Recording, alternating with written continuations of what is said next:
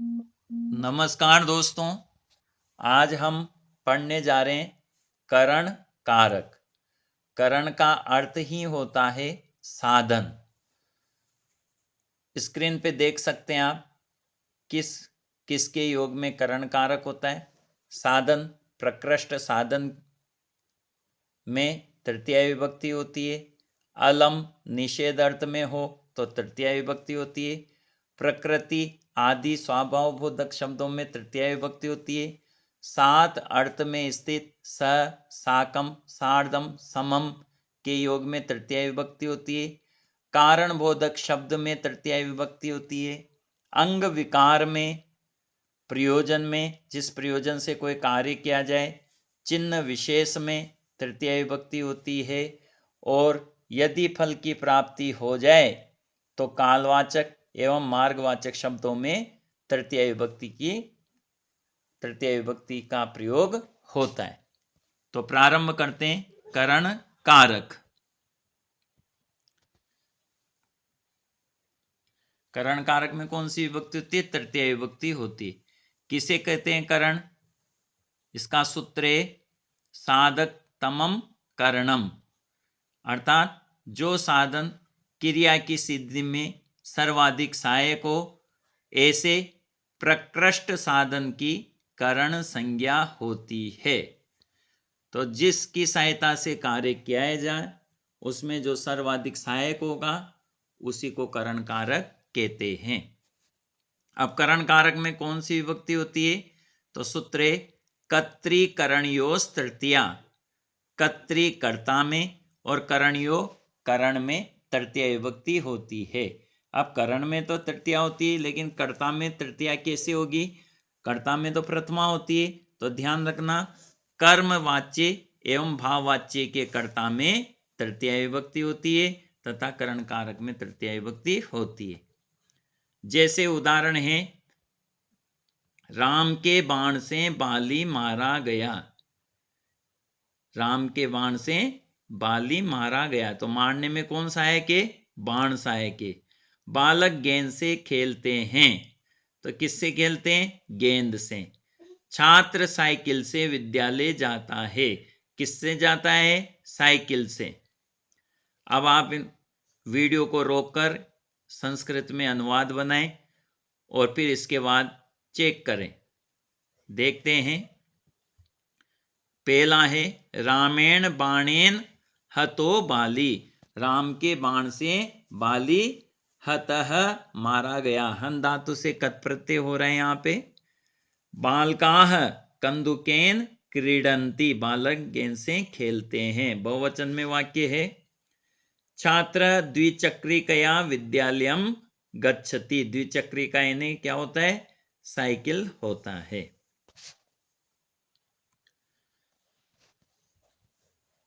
अब कर्मवाच्य एवं भाववाच्य के कर्ता में तृतीया विभक्ति होती है।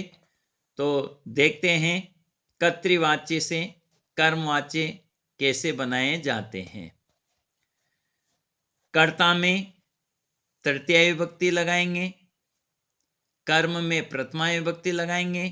क्रिया का प्रयोग कर्म के अनुसार होगा और क्रिया हमेशा आत्मनेपदी में होगी, यानी जो धातु है उसमें यह जोड़ के सेव की तरह रूप चलते हैं। जैसे उदाहरण के रूप में कर्तृवाच्य के उदाहरण बताते हैं आपको।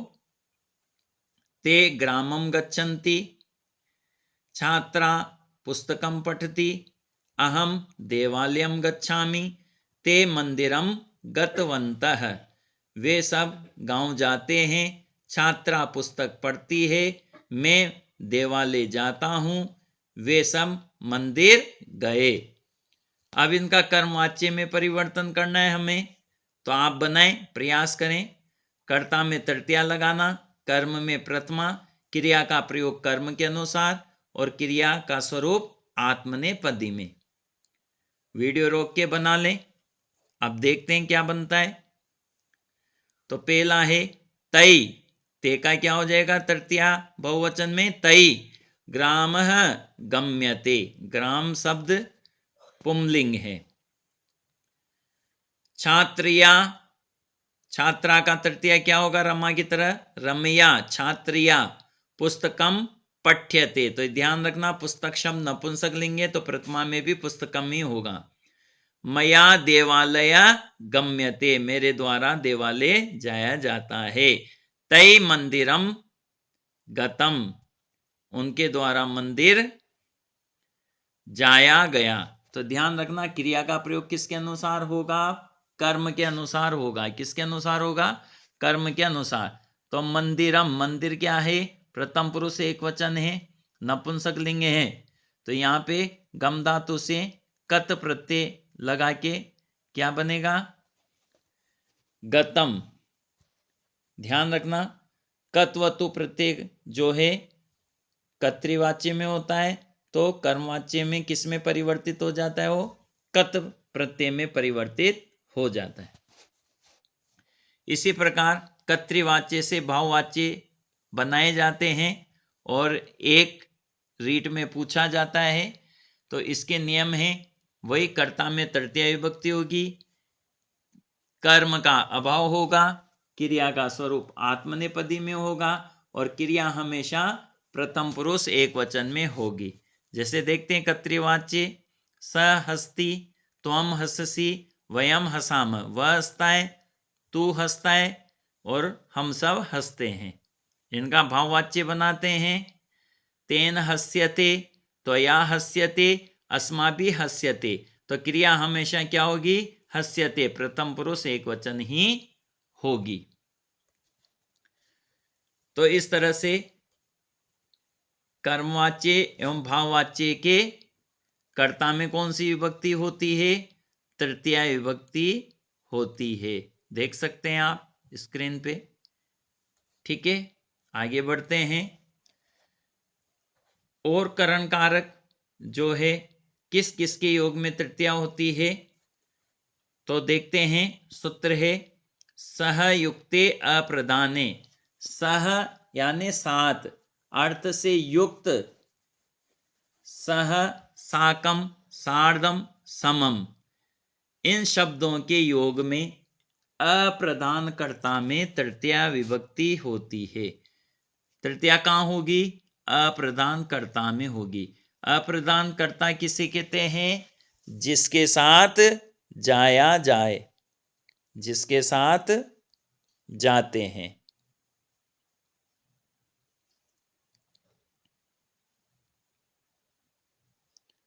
उसमें कौन सी विभक्ति होगी, तृतीया विभक्ति होगी। जैसे उदाहरण देखते हैं। पहला उदाहरण है, राम के साथ सीता वन में गई।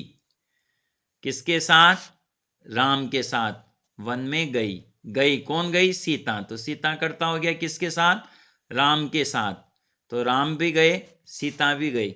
लेकिन जो क्रिया का प्रयोग होगा वो किसके अनुसार होगा, मुख्य कर्ता सीता के अनुसार ही होगा। तो रामेण सह सीता वनम गतवती या अगच्छत, तो तृतीया विभक्ति का प्रयोग कहाँ हुआ, जिसके साथ जाएंगे। राम के साथ गई तो रामेण। इसी प्रकार मेरे साथ आओ, तो मया स आगच्छ, किसके साथ, मेरे साथ, तो अस्मत् शब्द तृतीया एक वचन क्या होगा, मया। आगच्छ आओ, लोट लकार मध्यम पुरुष एक वचन, क्योंकि यहां कर्ता कौन है, तुम। जहां भी कर्ता साइलेंट होता है वहां कर्ता कौन होता है, त्वम। आगे बढ़ते हैं। इसी प्रकार पिता पुत्रेण स गच्छति, पिता पुत्र के साथ जाता है। किसके साथ जाता है, पुत्रेण। गुरु शिष्य स विद्यालयम गमिष्यति, गुरु शिष्यों के साथ विद्यालय जाएगा। तो शिष्य भी जाएंगे गुरु भी जाएंगे, लेकिन क्रिया का प्रयोग किसके अनुसार होगा, मुख्य कर्ता जो गुरु है उसके अनुसार ही होगा। अप्रदान कर्ता कौन है, जिसके साथ जाया जाए। तो ध्यान रखना, ये बहुत ही महत्वपूर्ण सूत्र है। स साकम सार्धम समम के योग में अप्रदान कर्ता में तृतीया विभक्ति होती है। रेट में सूत्र याद रखने की आवश्यकता नहीं है। आगे बढ़ते हैं। येनांग विकार, येन अंग विकार, शरीर के जिस अंग में विकार हो तो उस विकृत अंग के वाचक शब्द में कौन सी विभक्ति होती है? तृतीया विभक्ति होती है। जैसे पैर से लंगड़ा, सिर से गंजा, मुख से गूंगा, कान से बेरा, आंखों से काना। बनाए इनकी संस्कृत फटाफट, वीडियो को रोक लें, देखते हैं क्या बनेगी। पादेन खंज, शिरसा खलवाट, मुखेन मुख, कर्णेन बधिर, नेत्रेण कान। यदि ये कोई लड़की होती तो खंजा, खलवाटा, मुका, बधिरा, काणी हो जाता। अगला सूत्र देखते हैं। इत्थंभूत लक्षणे, इस प्रकार इत्थंभूत लक्षणे सूत्र है, जिस चिन्ह विशेष से किसी व्यक्ति या वस्तु का ज्ञान प्राप्त हो तो उस चिन्ह विशेष में तृतीया विभक्ति होती है।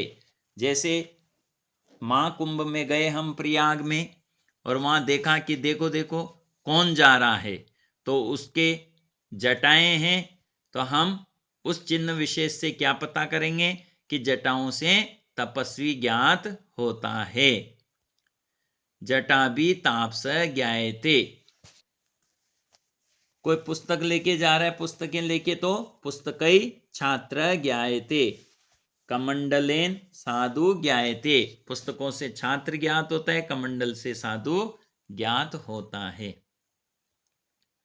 आगे बढ़ते हैं। हेतु, हेतु में यानी कारण बोधक शब्द में तृतीया विभक्ति का प्रयोग होता है। ध्यान रखेंगे, वाक्य में हेतु शब्द का प्रयोग नहीं हो किंतु अर्थ कारणवाचक निकले तब तृतीया विभक्ति का प्रयोग होगा। यदि वाक्य में हेतु शब्द का भी प्रयोग होगा तो फिर षष्ठी विभक्ति होगी। इसलिए ध्यान रखेंगे, कारण बोधक शब्द में तृतीया विभक्ति होती है। जैसे अध्ययनेन वसति, अध्ययन के कारण रहता है, तो रहने का क्या कारण है? कारण बोधक शब्द कौन है? अध्ययन। हेतु शब्द का अलग से प्रयोग नहीं होगा इसमें। जैसे कोई अन्न के कारण रहता है, खाने के लिए रहता है, तो अन्नेन वसति, इस तरह से। ठीक है, आगे बढ़ते हैं। अपवर्गीय तृतीया, फल प्राप्त होने पर कालवाची तथा मार्गवाची शब्दों में तृतीया विभक्ति होती है। यदि कार्य निरंतर चलता रहता है तब तो द्वितीय विभक्ति होती है, लेकिन यदि कार्य समाप्त हो जाता है तो तृतीय विभक्ति होती है। जैसे माह भर में व्याकरण पढ़ लिया, कोस भर में पुस्तक पढ़ ली, कोस भर में पाठ पढ़ लिया, तो देखेंगे मासेन व्याकरणम अधीतम, क्रोशेन पुस्तकम पठितम, क्रोशेन पाठः पठितः। आगे बढ़ते हैं।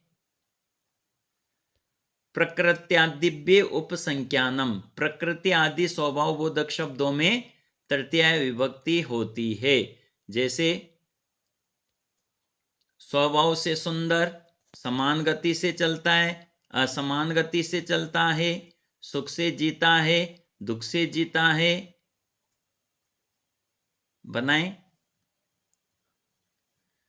सेकंड ग्रेड संस्कृत की तैयारी करने वाले बच्चे ऑफलाइन पढ़ने के लिए संपर्क कर सकते हैं। बहुत जल्दी ही सेकंड ग्रेड का न्यू बैच स्टार्ट होने वाला है, शीघ्र संपर्क करें।